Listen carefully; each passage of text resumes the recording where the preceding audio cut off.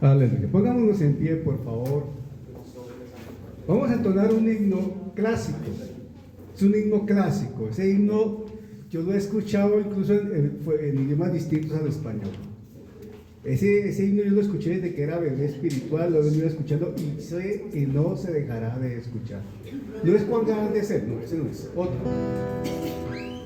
Porque en el principio el Espíritu de Dios se movía sobre las aguas. Pongámonos en pie e interpretamos ese himno que todos nos sabemos y nos identificamos con él, aleluya. Amén. Vamos a hacer palmas, glorias. En el principio el Espíritu de Dios se movía sobre las aguas. Y en el principio el Espíritu de Dios se movía sobre las aguas. Pero ahora se está moviendo dentro de mi corazón. Pero ahora se está moviendo dentro de mi corazón. Gloria al Señor. Y en el principio el Espíritu de Dios se movía sobre las aguas. Y en el principio el Espíritu de Dios se movía sobre las aguas. Pero ahora se está moviendo dentro de mi corazón. Pero ahora se está moviendo dentro de mi corazón. Oh Jerusalén, qué bonita es, calle de oro, mar de cristal.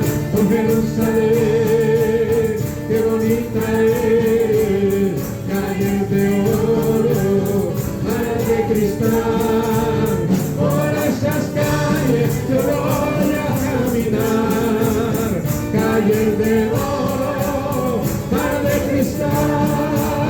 Por esas calles yo voy a caminar. Y alabamos, Señor, calles de oro, mar de cristal. Oh Jerusalén, qué bonita es, calles de oro, mar de cristal.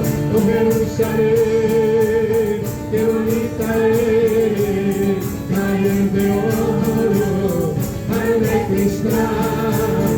Por esas calles yo voy a caminar, calles de oro, mar de cristal. Por esas calles yo voy a caminar, calles de oro, mar de cristal. Te amamos, Señor Jesús, poderoso eres tú. Gloria al nombre eterno y soberano del Señor Jesucristo. Ese himno resume la enseñanza. Ya nos podríamos ir. Ese himno, el Señor me lo trajo al corazón, a la mente. Claro, este es el himno con el que hay que abrir la enseñanza. Entendiendo los comienzos, parte 1. Vamos a empezar hoy un ciclo de enseñanzas enmarcadas en el libro de Génesis. No sé si alguna vez les comenté que tenía en mi corazón enseñar Génesis, no sé si algún día lo dije acá. Pero hace días que tenía esa inquietud de enseñar Génesis y nunca lo he enseñado. Pero en estos días de reposo, de descanso, y justamente comenzando el año, yo tengo dos planes de lectura realmente. Tengo un plan de lectura que llevo en YouVersion, que hay muchos planes de lectura. Ahí hay un plan de lectura que estoy desarrollando. Pero a la par empecé a leer la escritura del Génesis y empecé a leer Génesis 1:1 como corresponde. Pero ha sido algo muy especial y definitivamente cuando empecé a leer Génesis fue claro para mí el mensaje que había que enseñar de Génesis y que había que empezar por ahí. Por muchas razones. Este himno que acabamos de escuchar, indiscutiblemente, es tomado de la escritura en general, sin citar un versículo en particular, pero está hablando de la Biblia, ¿verdad? Y fíjense que él está hablando de Jerusalén, las calles de oro, el mar de cristal, ¿cierto? Está presentando un esquema de orden escatológico, futuro, escatológico. Pero inicia el himno hablando en el principio, de Génesis 1:1. Y lo relaciona con el nacer de nuevo, porque ahora se mueve en mí, ¿verdad o no? Eso se entiende el contenido del himno. Perfecto. Para poder entender el final nuestro,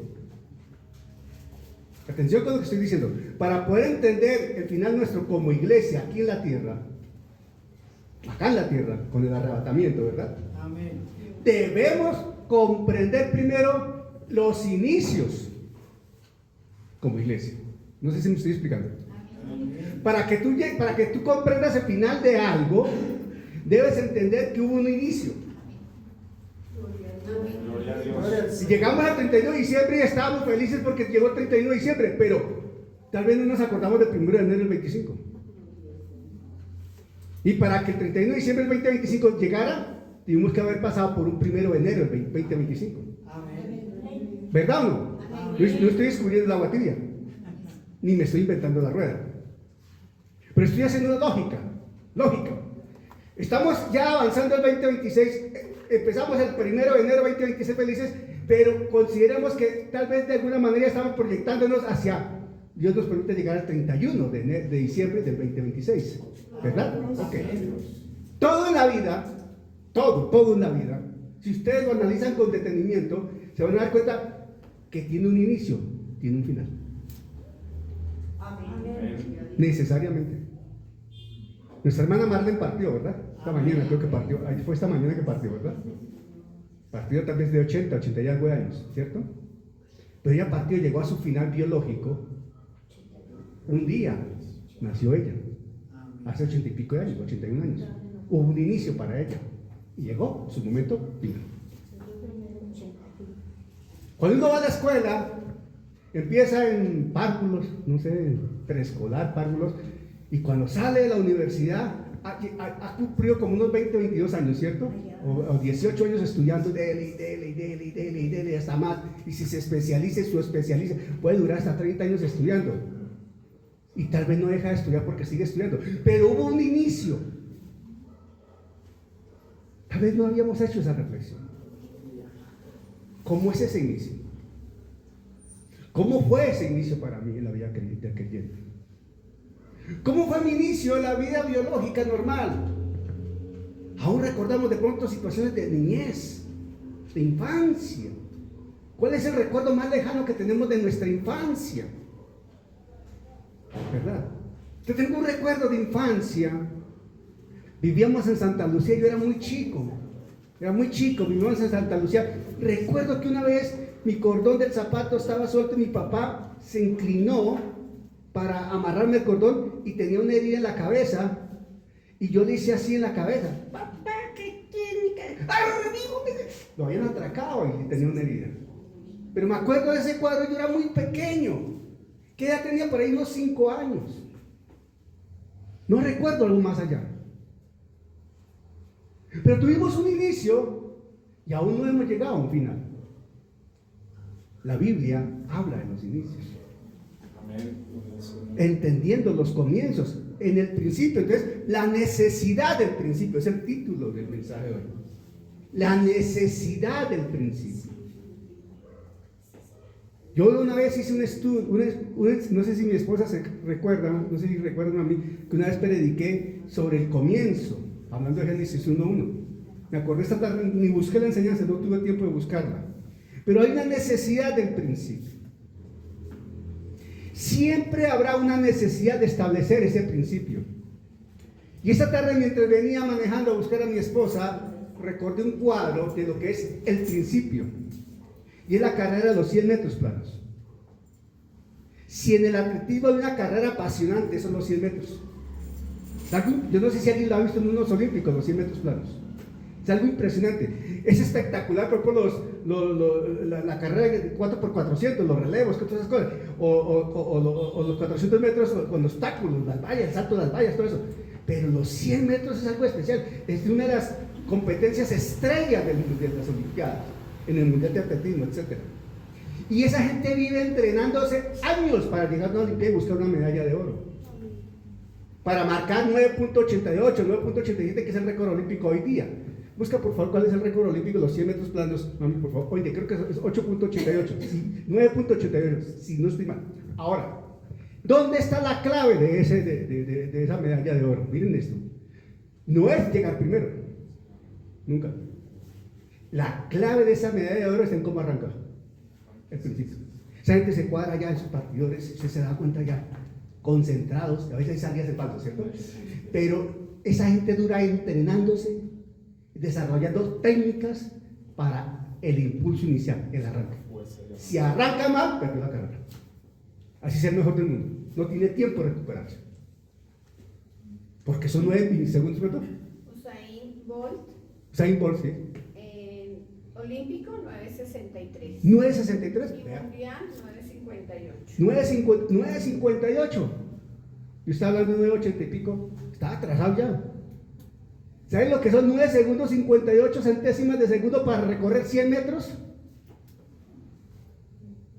Tienen ropa especial, tenis especial, es un entrenamiento especial, son personas de 1.80, son unos musculosos, pero el arranque, hermano, el arranque, el impulso inicial, ese principio es la clave de la medalla de oro. Y se entrenan tiempos ahí.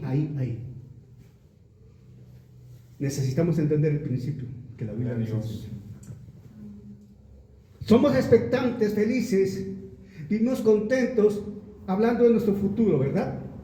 De lo que va a pasar en el futuro. Del cielo, de todo lo que estamos esperando, sí, pero hay un momento en que nos toca retroceder un poquito y pararnos en el principio, porque hubo un principio para todos nosotros.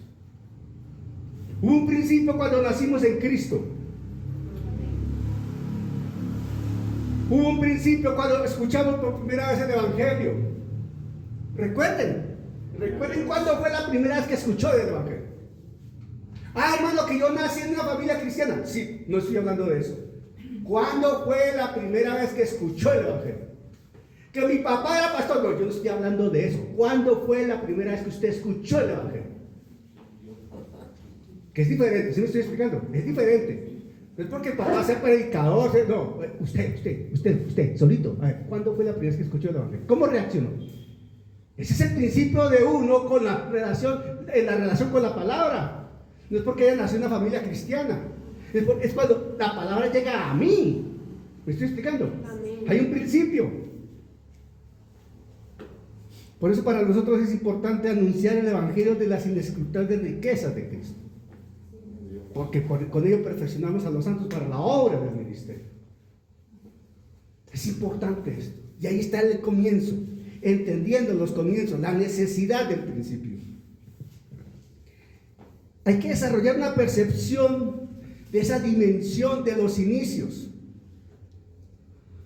Perdónenme si soy crudo, porque yo no vengo a adornar nada, pero una gran cantidad, un importante porcentaje de la iglesia no conoce lo que quiere decir realmente Génesis, o lo que aproxima Génesis 1.1. En el principio sí, con un comienzo, y Génesis, el libro de los comienzos, de todo. Y hay que ir allá para entender un poco mejor el plan salvífico del Señor, la obra de la cruz y lo que nos espera en el cielo. Hay que entender ese comienzo. Miren, hoy por hoy el tiempo pasa así, ¿sí o no? Volando. Ya llevamos 8 días del 2026. Va volando el tiempo. La percepción del tiempo es impresionantemente rápida para nuestras épocas. Para nosotros los adultos la percepción del tiempo es mucho más rápida que para los pequeños, jóvenes. Para ellos la percepción del tiempo es más lenta. Y revolvamos un poco en nuestras épocas, natural. Y si hay dificultades, la percepción del tiempo tiene dos características. Cuando estamos en angustias, es como si el tiempo se detuviera. Y como que no avanza el reloj, ¿o no? Y como que uno mira y todavía las 12 días, Dios mío. Y como que el día se alarga. Y luego como que quisiera que ese día se acortara o si uno tiene un dolor de muela bien tenaz en la noche, no quisiera que esa noche pasara ya para ir a madrugar al odontólogo, ¿verdad o no? Pero cuando las cosas están bien, uno está contento, gozoso, feliz, mejor dicho, el tiempo se fuma. ¿O no es así? El inicio hay que saberlo establecer en los momentos, en las diferentes circunstancias. Para el caso de la palabra, la dirección del Espíritu Santo es importantísima para entender ese inicio, ese principio. La palabra principio es muy importante. ¿Por qué? Porque esto no puede corresponder a una curiosidad de orden histórico, por saber un dato más de la Escritura. No, por conocer algo más de la palabra. No, por descrestar a alguien diciéndole cosas raras de la Biblia. No, es tener una convicción del paso de los tiempos, la soberanía de Dios y el poder de Dios. Una mayor convicción. Miren, la revelación bíblica, todos sabemos acá que la revelación bíblica es progresiva, ¿verdad o no? Progresiva. Y ese Génesis 1:1, Bereshit bara Elohim, así empieza desde hebreo, Bereshit bara Elohim. Esa palabra Bereshit, que habla del principio, tiene unas características muy especiales. Tiene unas características muy, muy especiales. Pero se relaciona también, ahora, uno mira ese Génesis 1:1 y lo podemos leer ahí, dice, en el principio creó Dios los cielos y la tierra. Punto número 1. Dios no está poniendo en discusión su existencia. Dios no está poniendo en discusión que lo descubran. Dios no está poniendo en discusión que duden de Él. Dios está diciendo que Él existe. Ojo con eso. En el principio creó Dios los cielos y la tierra. En el principio creó Dios. Ahí no hay la más mínima posibilidad de dudar la existencia de Dios. Desde el contexto hebreo, del original hebreo, claramente se da por sentado, por hecho, claramente establecido. El hebreo transmite que Dios existe, es real. Se acabó. ¿Quiénes son los que ponen los cuestionamientos, los interrogantes? Los hombres. Eso es diferente. Ahora, vamos un momento a Apocalipsis 21:5. Mira Apocalipsis 21:5. Ese Dios de Génesis 1:1, todopoderoso, soberano en absoluto, es el mismo que declara lo siguiente en Apocalipsis 21:5. Dice Apocalipsis 21:5. Estamos hablando del mismo Dios de Apocalipsis, de Génesis 1:1. Dice aquí, y el que estaba sentado en el trono dijo, he aquí, yo hago nuevas todas las cosas. Y me dijo, está hablando el apóstol Juan, ¿cierto? Y me dijo, escribe, porque estas palabras son fieles y verdaderas. El mismo Dios de Génesis 1:1 le dice a Juan esto. Amén. Gloria al Señor. Ahora, ¿cuánto tiempo ha pasado? No sabemos. No lo sabemos. No lo podemos establecer. Los estudios más recientes, la gente que se dedica a este tema, cita que lo que relata la Biblia hasta el tiempo presente ha transcurrido más o menos unos 6.000 años por mucho. 6.000 años. Aunque la ciencia habla de millones de años. Pero nosotros no nos fundamentamos en lo que dice la ciencia, nosotros nos fundamentamos en lo que dice la Biblia. Y la Biblia establece más o menos 6.000 años, más o menos, lo dicen los expertos en el tema. De aquí hacia adelante, ¿cuánto falta? Solo Dios lo sabe. Amén. Gloria al Señor. Nosotros no. Nosotros no lo sabemos. Pero ese Dios del Apocalipsis 21:5 es el mismo Dios de Génesis 1:1. Y en ese marco narrativo, en lo que la Escritura señala, miren esto, el Señor no se revela como un observador pasivo. Dios no se está revelando como un observador pasivo. ¿Sí me estoy explicando? No. Sino como aquel que establece un fundamento absoluto que existe y que es poderoso y que crea. Amén. Aleluya. Que crea. Miren, Hebreos 11:3 dice esto. Y está en el capítulo de la fe, que es Hebreos 11, ¿cierto? El hall de la fe. Hebreos 11. Capítulo de la fe, Hebreos 11. Y Hebreos 11:3 dice esto. Atención. La fe. Aquí no está hablando del conocimiento, está hablando de la fe. Dice, Hebreos 11:3. Por la fe entendemos. Ojo, búscalo en otra versión, mi amor. Mire, Reina Valera, versión del 60, dice así: por la fe entendemos haber sido constituido el universo por la palabra De Dios. de modo que lo que se ve fue hecho de lo que no se veía. Por la fe entendemos. Parece una contradicción. ¿Por qué? En el contexto de la enseñanza humana,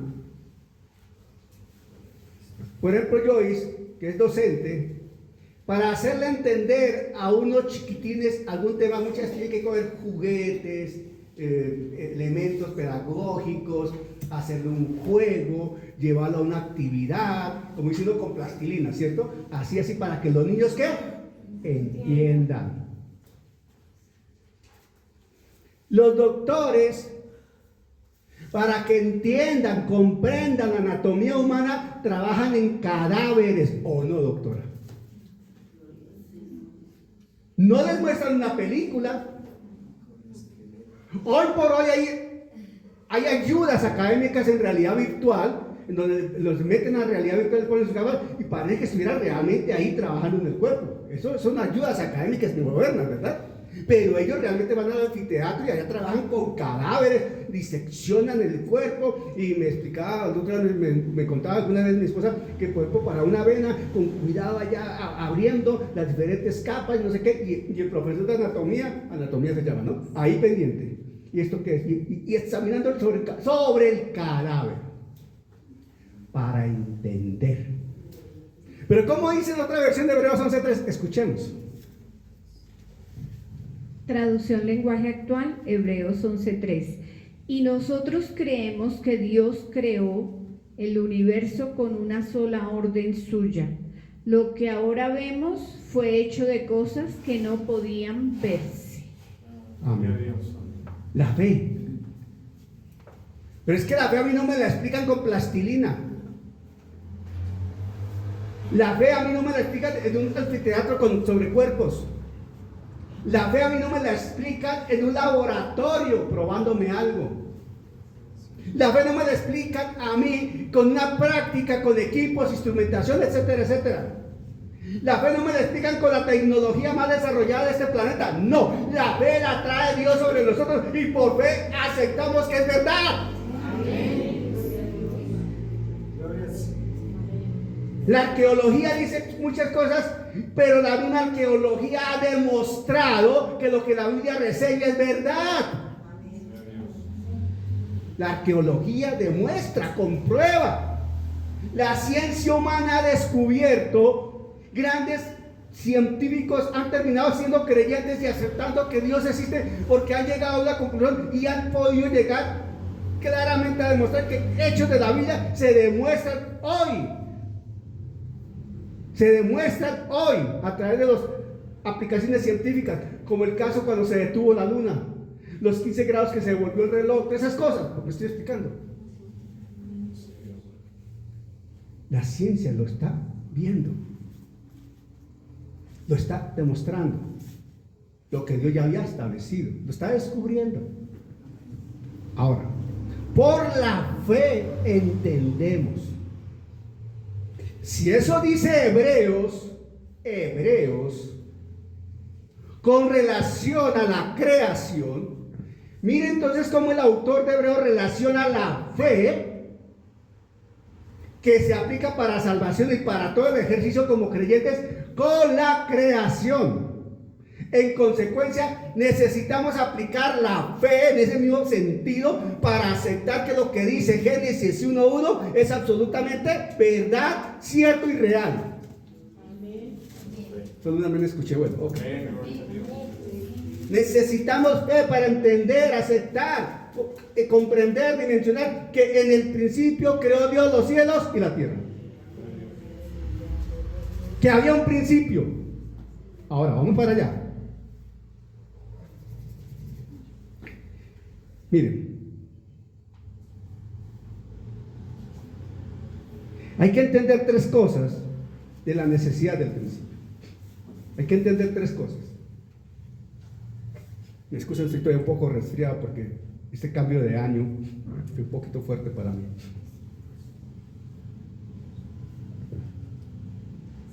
Se trata de llevar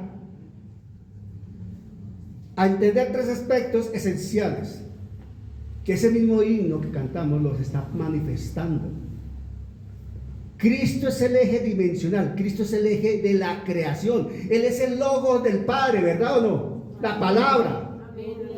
Él es la palabra presente en el Bereshit, en el principio. Cristo estaba presente como el logos que emitió el Padre, la palabra que emitió Dios. Y Cristo mismo estaba presente. Cristo mismo. La escatología que narró el himno que leímos en Apocalipsis 21:5 nació allá en ese principio de Génesis 1:1. Allá nació la escatología. ¿Por qué? Porque esos eventos finales que la escatología nos enseña son la restauración de esa relación de Dios con el hombre en el plano original. ¿O hacia dónde vamos? ¿No es para el cielo? En el milenio se restaurará una condición en la tierra que no conoce la humanidad porque la tierra está bajo maldición, ¿verdad o no? Pero en el milenio, reinando Jesucristo, la maldición desaparece. Pero es que nosotros vamos más allá del milenio. Nosotros vamos al estado eterno. Y si el milenio ya levanta la maldición y se ven unas cosas impresionantes, usted puede leer los últimos capítulos de Isaías y uno queda de verdad boquiabierto con todo lo que habla Isaías.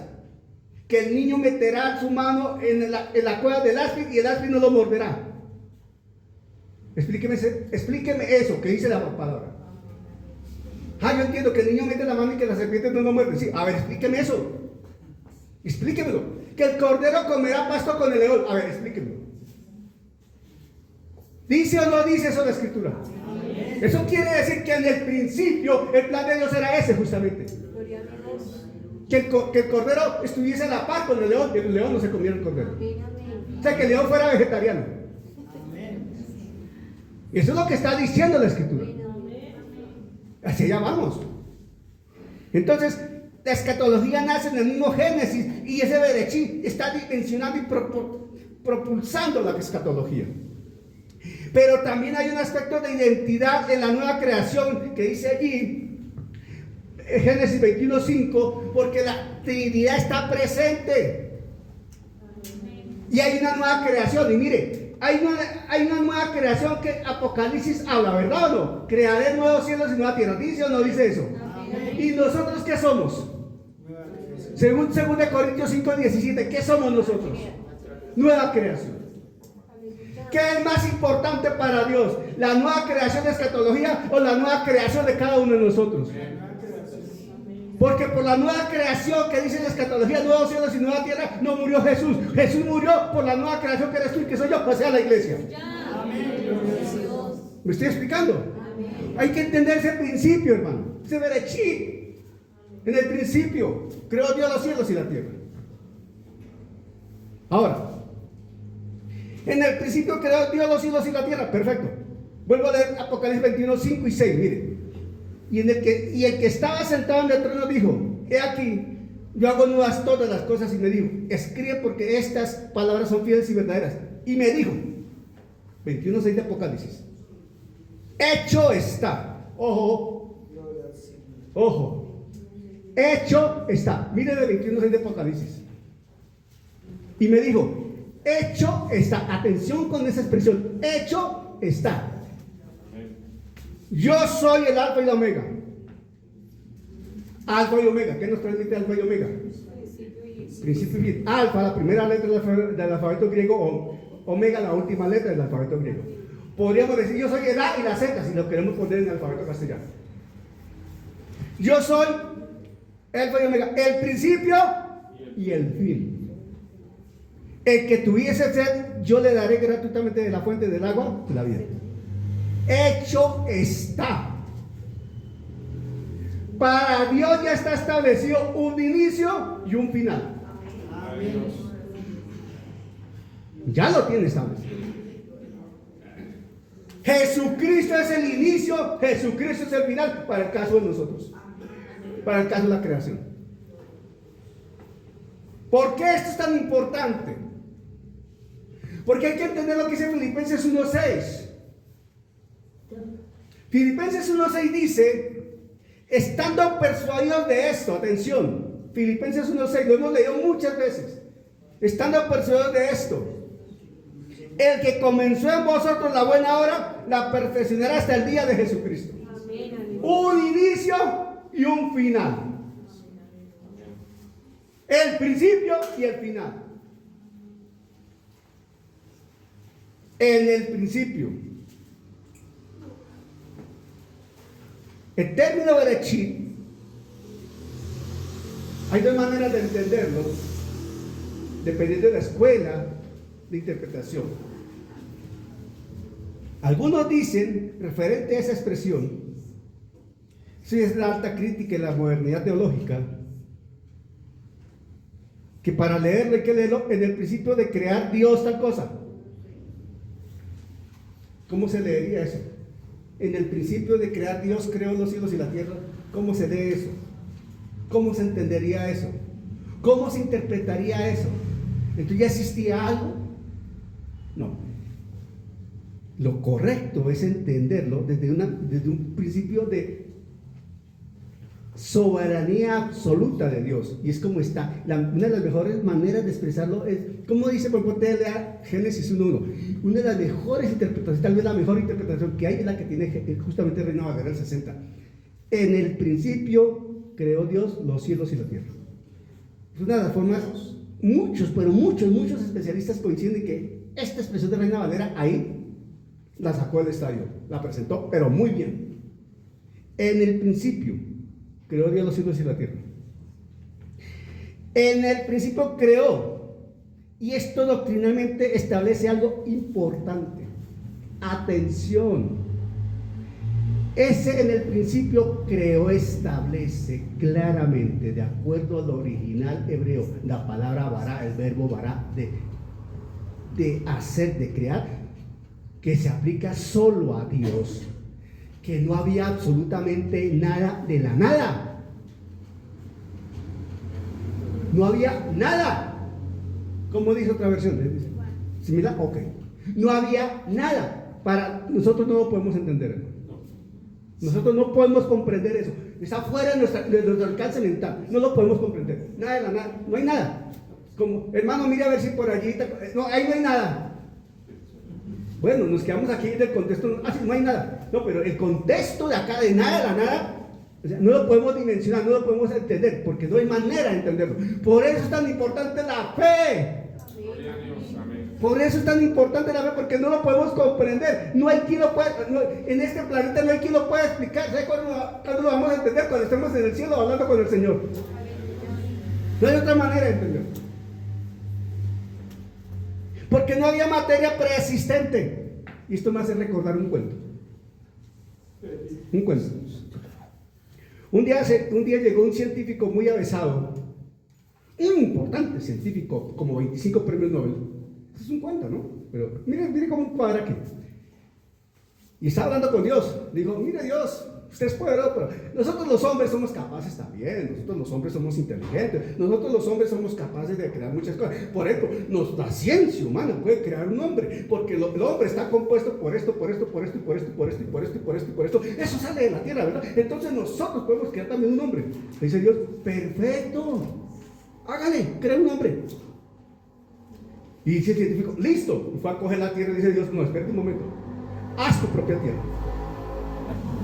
Haz tu propia tierra para que crees tu propio hombre. Ah, no vale. Entonces, entre chiste y chiste, entonces, ¿quién es Dios? De la nada hizo todo. No había materia preexistente. No había nada. Porque Dios no es un arquitecto que trabaja con cosas que se encontró. Dios hace todo de la nada. Es el originador absoluto. Absoluto. Originador absoluto. No hay otro. Amén. Miren. Dios es absolutamente soberano. Y esa palabra Bereshit tiene un origen, miren esto que es impresionante, tiene un origen en una palabra hebrea que habla de cabeza, quiere decir cabeza, quien encabeza, quien dirige, quien direcciona. Atención, termino con esto, prepárate para ahora, termino con esto. En el principio, ¿qué es el principio entonces, hermano? El principio es el mismo Señor Jesucristo. ¿Qué dice Juan 1:1? ¿Qué dice Juan 1:1? En el principio era el verbo y el verbo era con Dios y el verbo era Dios. En el principio, esa palabra en el principio de Juan es exactamente equivalente a la palabra del principio de Génesis 1:1. Y además Hebreos 1 dice que Dios creó, que Jesucristo creó todo por Él y para Él, y que sin Él no habría nada. ¿Dice o no dice la Escritura?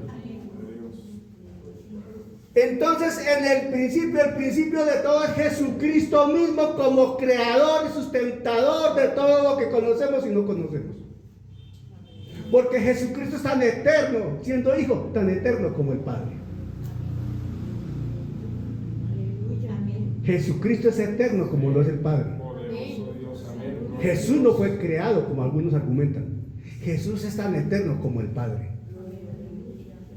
Padre de la eternidad. Y para que el Padre sea Padre por la eternidad es porque el Hijo también es eterno como lo es el Padre. Hermano, explíqueme eso que no lo entiendo. Yo tampoco lo entiendo, pero lo creo, hermano. La fe. Cabeza, principio. Por eso el principio no es una fecha, es una persona. La creación existe en y para Cristo. Porque dice, en el principio creó Dios. Estamos hablando de la creación. En el principio creó Dios los cielos y la tierra. Jesucristo estaba presente en el principio. De ahí partió todo. Esto es bien interesante. Y en 8 días continuamos, el Señor lo permite. Dejemos hasta acá. Para entrarnos ya más en... Estamos como en el preámbulo, hermano. Estamos como en el preámbulo. Pero en el principio, hermano. La necesidad del principio. Porque todo tiene un principio para que pueda tener un fin. Amén. Amén, gloria a Dios. Siempre me ha gustado. Ahí lo tengo señalado. Esa Biblia que tiene mi esposo era antes mía. Siempre dejo señalado el versículo 1, 2 y 3 porque está la Trinidad. Y cuando estoy enseñando a mis estudiantes y empiezo con ellas, entonces dice: en el principio creó Dios los cielos y la tierra. Y la tierra estaba desordenada y vacía, y las tinieblas estaban sobre la faz, y el Espíritu de Dios, ahí está el Espíritu. Y el 3 dice: y dijo Dios, el Verbo, ahí está, Padre, Hijo y Espíritu Santo. Y así comienza todo. Póngase sobre sus pies. Padre, Hijo y Espíritu Santo, te damos gracias, Señor, por el privilegio de estar aquí reunidos, por tener este tiempo de refrigerio, tiempo de compartir contigo, de conocerte cada día más, porque tú estás quitando vendas, destapando oídos y transformando corazones de piedra en corazones de carne. Señor, yo en esta noche te pido que no permitas que seamos oidores olvidadizos. Ayúdanos a ser hacedores de tu palabra. Señor, cada vez que entendemos y te conocemos cada día más nos comprometemos, Señor, a hablar de ti. Hacer esa luz que dice Mateo 5:16, así alumbre vuestra luz delante de los hombres, para que vean vuestras buenas obras y glorifiquen al Padre que está en los cielos. Señor, ayúdanos a vivir el Evangelio, a ser testimonio vivo, a ser cartas abiertas, escritas con el dedo de Dios. Señor, ayúdanos, Padre Santo, porque tú, Señor, como dice Números 23:19, no eres hombre para que mientas, ni hijo de hombre para que te arrepientas. Y lo que tú dices se hace, y lo que tú hablas se ejecuta. Señor, yo te doy gracias por esta tu casa de oración, Señor. Yo te doy gracias, Padre, porque tú nos trajiste con un propósito a este lugar, porque tú nos has traído hoy, y cada día te vas revelando a ellos de una manera diferente, de una manera cada día más profunda. Y aunque ellos no entiendan qué está sucediendo, tú les tienes aquí con un propósito. Yo te pido, Señor, que les vayas revelando a qué los has llamado, que les permitas desarrollar ese ministerio de la reconciliación, que en un futuro les permitas ser maestros de la palabra, predicadores. Señor, gracias por cada uno de los ministerios que yo veo hoy aquí.